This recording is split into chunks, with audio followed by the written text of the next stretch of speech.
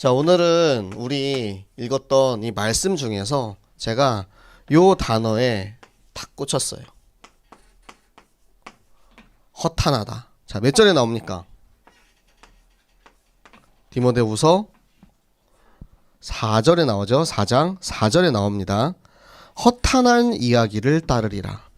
자, 허탄하다라는 뜻을 알고 있습니까?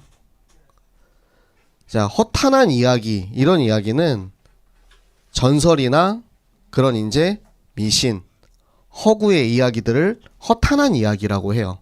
근데 이 허탄한 이야기가 이 당시에는 이제 뭐 그리스, 로마 신화던가 이제 이런 이야기가 될 수 있겠죠.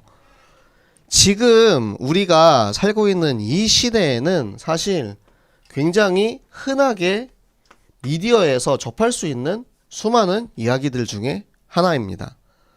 자, 제가 랩넌트, 제가 여러분 나이대를 이렇게 좀 생각을 해봤어요. 말씀을 준비하면서. 나는 그렇게 미디어를 접할 수 있는 그런 기회가 많이 없었거든요. 뭐 해봤자 이제 TV에서 방영하는 드라마나 만화 영화 이제 그런 것들을 이제 보고 자랐는데, 지금 여러분한테는 유튜브를 통해서 그리고 여러분들이 좋아하는 SNS를 통해서 굉장히 흔하게 이 미디어들을 접할 수가 있어요. 그러니까 이 허탄한 이야기에 우리가 굉장히 쉽게 마음을 빼앗길 수 있다는 거예요. 사단은 이 부분을 정확하게 이용을 합니다. 그래서 사단이 이 미디어를 통해서 무슨 일들을 하느냐. 자, 여러분 최근에 굉장히 유행했던 이제 드라마가 있죠. 자, 밥은 잡쌌어? 자, 수리남 그러니까 안 본 사람이 아니고 이야기를 한 번도 들어보지 않은 사람, 이런 유행어나 뭐 이런 말들, 이 드라마를 보면 교회가 나옵니다. 처음에 교회가 나왔을 때 저 배우가 진짜 목사 참 연기를 너무 잘한다 생각을 했는데, 그 나오는 말들도 교회에서 정말 흔하게 많이 사용하는 그런 말들이에요. 근데 그 사람이 뭐 하는 사람이었죠? 목사가 마약을 이제 사고 파는 그런 사람이었죠. 그러니까 이 나오는 모든 말들이 이제는 거기서 막 그런 용어를 해요. 막 자기 말 안 듣는 부하한테 너 사탄 들렸어? 뭐 마귀한테 뭐 잡혔네. 우리가 흔하게 그런 쓰는 그런 말들을 가지고 이제는 이런 연기를 하는 거예요. 이런 일들을 왜 하냐면, 자, 우리가 네피림이라는 걸 한번 봅시다. 자, 네피림의 말뜻이 뭐냐? 하늘에서 떨어진 사람들이에요. 원어가 나팔, 떨어지다 라는 거기에서 나온 이들입니다.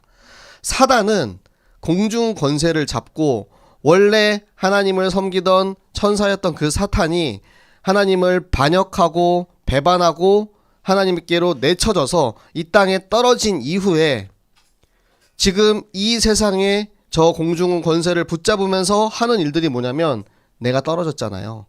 내가 떨어졌잖아. 하나님의 권위를 땅에 떨어뜨리기 위해서, 실추시키기 위해서 이런 일들을 하는 겁니다. 그리고 또 이런 드라마도 있었죠. 지옥. 드라마는 19금이라서 여러분들이 보면 안 되는데 아마 많이 봤을 것 같고요. 네. 드라마들 보면서 어쩜 이렇게 요즘 나오는 드라마들은 이렇게 종교를, 기독교를, 이 영혼과 생명에 대한 존재를 어쩜 그렇게 정말 참 의미가 아닌 것들을 가지고 실제인 것처럼 잘 만들어낼 수 있을까라는 생각을 했어요. 제가 많은 시간을 볼 수 없기 때문에 저는 주로 이제 유튜브에서 하이라이트 나오는 걸로 이렇게 많이 보는데, 이런 드라마들을 보면은 정말 너무 잘 만들었어요. 그리고 재밌어. 근데 제가 이제 보는 가장 큰 목적은 우리 랩넌트들이 어떤 미디어의 문화를 접하고 있고 이런 부분들을 진짜 영적인 눈으로 보고 여러분들에게 정확히 해석을 해줘야 된다고 생각을 해서 제가 이런 것들을 좀 찾아보거든요. 그런데 그런 해석이 없이, 시선이 없이 그냥 그거를 보잖아요. 거기에 빠져드는 거야. 그 드라마를 보면서 그 내용 안에 빠져들어요. 그리고 나면 이 하나님을 믿는 우리 예수 그리스도의 제자들인 우리들이 이 자리에 나와서 예배드리는 게 너무 하찮게 느껴져요. 별거 아니게 돼버려.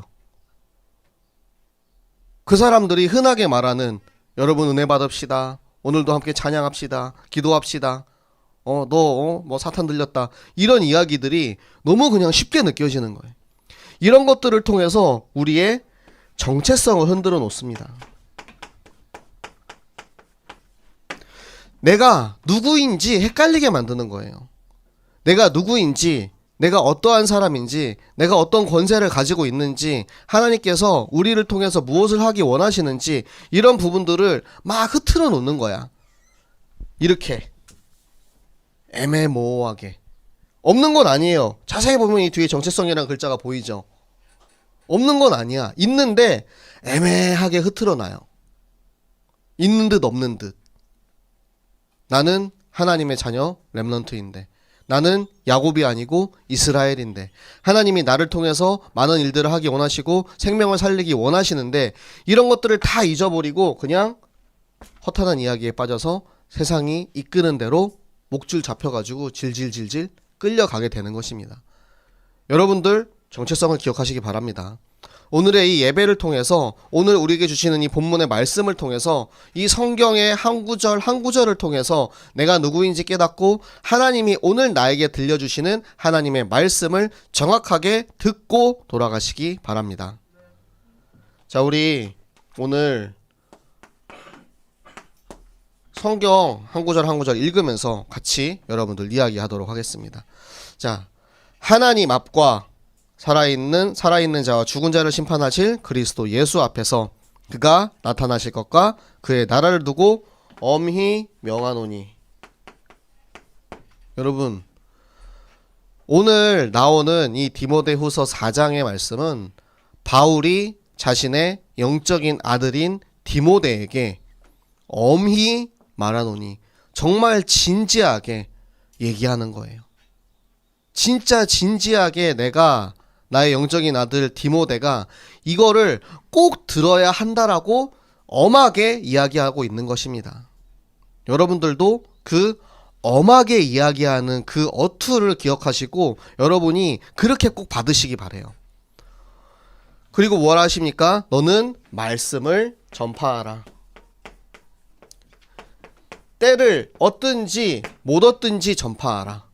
자, 이때는 뭐냐면 시간표예요. 여러분들이 말씀 전했을 때 그런 경험들 많이 했을 수 있어요.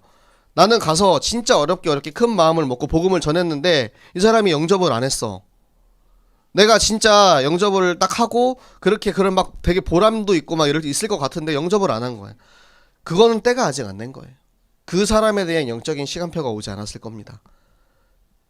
누군가가 그 이후에 하나님의 시간표가 됐을 때 그에게 이 복음을 전했을 때 그 사람이 믿을 수 있게 됩니다. 그렇기 때문에 때를 얻든지 얻지 못하든지 우리는 이 복음을 전파해야 되는 거예요. 하나님의 때, 하나님의 시간표를 우리가 알 수 없기 때문에, 그렇기 때문에 이 복음 전파하는 일을 절대 멈추어서는 안 된다라고 이야기하고 있습니다. 그리고 뭐라 합니까? 때가 이르리니 사람이 바른 교훈을 받지 아니하며 귀가 가려워서. 자, 여러분, 여기서 말하는 귀가 가려워서가 뭐예요? 지금 제가 하고 있는 이런 이야기들이 제가 여러분들에게 얘들아 전도해야 돼, 얘들아 예배 드려야 돼, 얘들아 토요일에 교회 와야 돼, 얘들아 찬양해야 돼, 이런 말들은 여러분들의 귀를 가렵게 하는 거예요. 재미없어. 듣고 싶지 않아. 뭐래? 이러니까 무엇을 찾느냐면 자기의 사욕을 따를 스승을 든대요. 여러분, 이 스승이, 여러분들의 스승이 여기 있지 않습니까? 아니면은 여러분 학교에 있습니까? 여러분 학원에 있습니까? 여러분의 참 스승이 어디 있습니까? 이 이야기를 들으면 귀가 시원해요. 여러분들에게 들려주고 싶고 여러분들이 듣고 싶은 이야기들을 들려주거든요. 제가 만약에 여러분들한테 예준아, 너 이번 주에 교회 안 나와도 괜찮아. 예준아, 너 시험 공부 열심히 해야지. 이번에 시험 잘 보는 게 너 인생에서 더 중요해. 이렇게 얘기해주면 아마 마음이 되게 가벼울 거예요. 아, 이번 주에 시험 봐야 되는데, 나 공부해야 되는데, 목사님이 그래 갔다 와도 된대. 여러분 학원에서 여러분 선생님들이 이번 중간고사, 이번 기말고사는 여러분 인생에서 가장 중요한 시간이니까 열심히 공부해야 됩니다, 이런 이야기들은 쏙쏙 들어오죠. 여러분 지금 드리는 이 예배가 여러분 인생에서 가장 중요한 시간입니다. 이 이야기를 들으면 귀가 가려울 거예요. 왜? 그 중요성과 그것이 나한테 와닿지 않는 거야. 그러니까 내가 듣고 싶은 이야기를 듣는 게 나의 참 스승을, 내 스승을 따라간다는 거. 이거는 세상의 문화와 세상의 스승을 따라간다는 내용입니다. 이러지 말라고 바울이 엄히 지금 경고하고 있는 것입니다. 그러나 너는 모든 일에 신중하여 고난을 받으며 전도자의 일을 다해서 내 직무를 다해라. 여러분, 전도자는 고난을 받을 수밖에 없어요. 왜? 네피림이 있기 때문에. 전도자가 참 복음을 전하려고 나서면 사단은 어떻게든 방해하려고 난리를 칩니다. 왜? 이 복음이 전달되면 내가 할 수 있는 게 아무것도 없거든. 사단은 복음 앞에, 예수 그리스도의 이 권능 앞에 아무것도 할 수가 없어요. 정확한 복음이 선포가 되어지면 그곳에서 사단은 그냥 쭈그리예요. 찌그러져 있어야 돼. 그렇기 때문에 이걸 못하게 하려고 우리를 계속해서 방해해요. 고난을 줘요. 때로는 그것이 육신의 아픔이 될 수도 있고 정신적인 문제가 될 수도 있고 때로는 여러 가지 이제 나의 상황과 환경을 통해서 많은 고난을 주기도 합니다. 그런데 그럼에도 불구하고 우리가 근신하고 깨어서 기도하면 하나님께서 우리를 책임지시고 이 고난을 승리하게 하시는 거예요. 그리고 바울이 이런 이야기를 해요. 전제는 뭐냐면 제사 드릴 때 그 제사 중에 포도주를 붓는 제사를 전제라고 해요. 근데 바울이 내가 전제와 같이 모두 부어졌대요. 그러니까 바울은 여기에 올인한 거야. 모두 다 부어버렸어. 하나도 남김없이. 바울의 인생을 돌아보았을 때 바울이 나는 이미 다 올인했어. 내가 어떠한 힘도 여력도 남기지 아니하고 하나님 앞에 이 전도하는 일에, 말씀을 전파하는 일에 나의 모든 것을 다 던졌어. 다 부어버렸어. 다 부어버리고 나니까 내가 이제는 떠날 때가 가까워 왔다. 다 부었기 때문에 떠나는 게 아니에요. 다 붓고 나서 이제는 바울이 떠날 때가 된 거예요. 하나님께서 알게 하시는 거죠. 바울이 순교할 때가 왔구나. 바울이 본인이 깨닫고 있어요. 그리고 나니까 바울이 이제 디모데에게 이렇게 이야기를 합니다. 내가 선한 싸움을 마치고. 이 선한 싸움이 무슨 싸움입니까? 복음을 전하는 것을 방해하는 저 사단, 벨리알, 네피림과의 싸움을 계속해서 평생토록 해온 거예요, 바울은. 우리는 지금 이 세상에서 영적 전쟁터에 있습니다. 그런데 우리가 싸우지 않으면 어떻게 되냐면 노예되고 포로 되는 거예요. 안 싸우려면 나를 끌고 가는 저 세상의 문화에, 사단에게 아 그래요, 나는 나를 드리겠습니다, 내가 졌어요, 항복하고 노예로 끌려가면 돼요. 그런데 우리는 우리에게 주신 이 정체성, 이 신분, 렘넌트로서의 사명을 가지고 있기 때문에 계속해서 그 세상과 사단과 싸워야 하는 거예요. 그 선한 싸움을 마친 바울이 오늘 이야기를 하고 있습니다. 선한 싸움을 싸우고 나의 달려갈 길을 마치고. 우리의 사명입니다. 우리의 사명이. 내가 이 길을 걸어가는데 내가 갈 길이 있어요. 이 길은 하나님이 나에게 주신 길이에요. 하나님이 우리 각 사람 한 사람에게 주신 하나님의 사명입니다. 천명입니다. 소명입니다. 내가 이 길을 모두 마치기까지 믿음을 지켰어요. 그러니까 하나님께서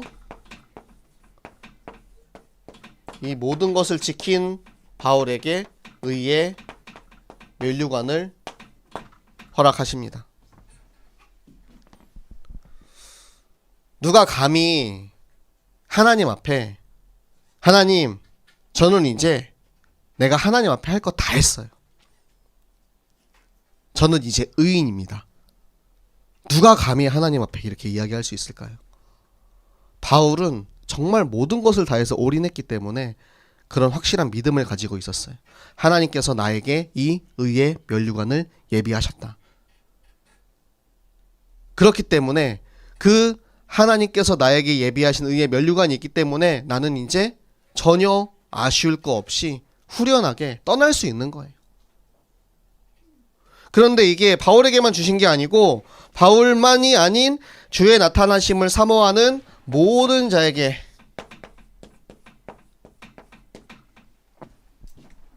전교인입니다.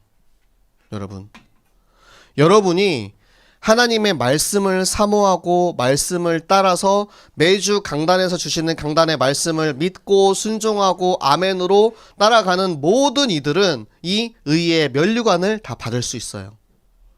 이것이 전교인 어린이 전도 운동이고 전교인 어린이 성경 학교에 대한 하나님의 마음입니다.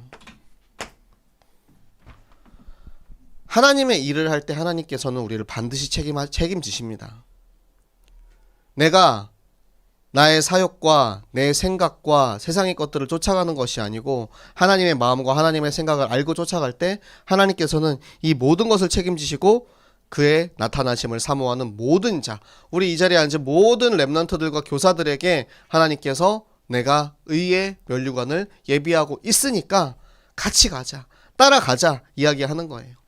이게 바울의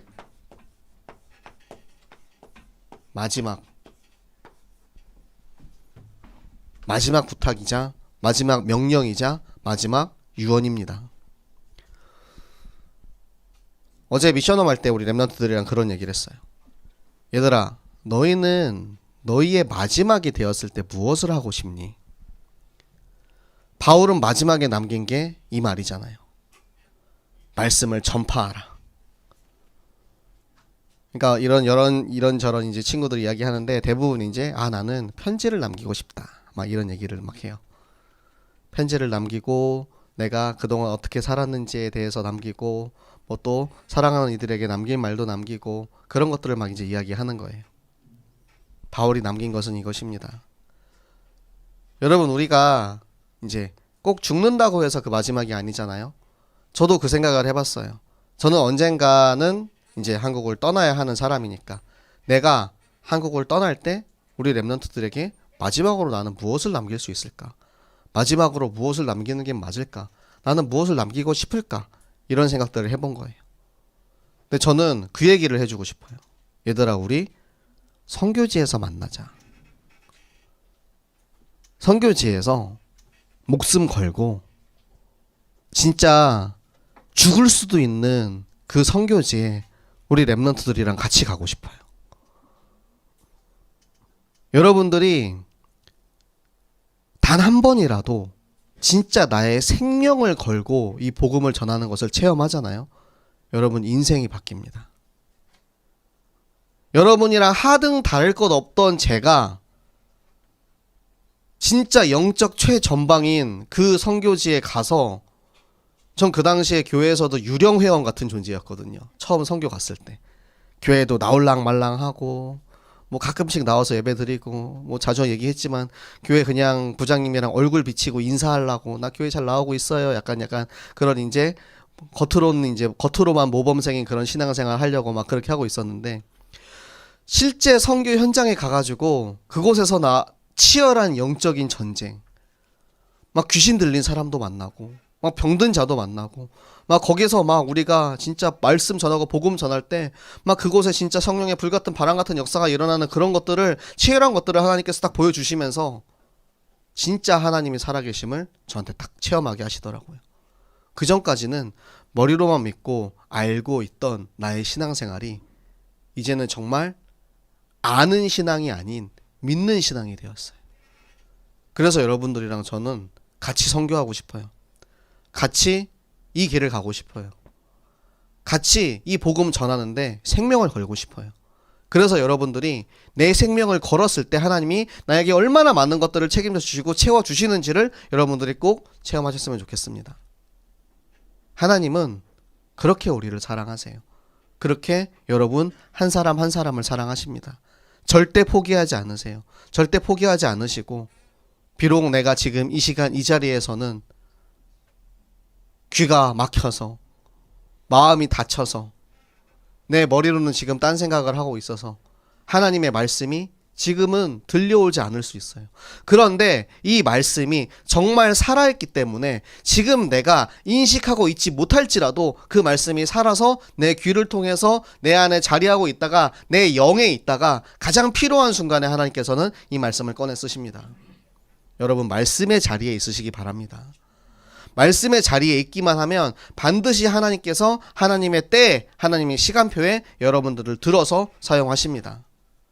우리 모든 렘넌트들, 모든 교사들이 진짜 그 정확한 영적 사실을 깨닫고 하나님의 일에 마음껏 쓰임 받는, 진짜 하나님이 예비하신 의의 면류관을 찾아 누리는, 모든 축복 누리는 우리 중고등부 되시기를 예수 그리스도 이름으로 축복합니다.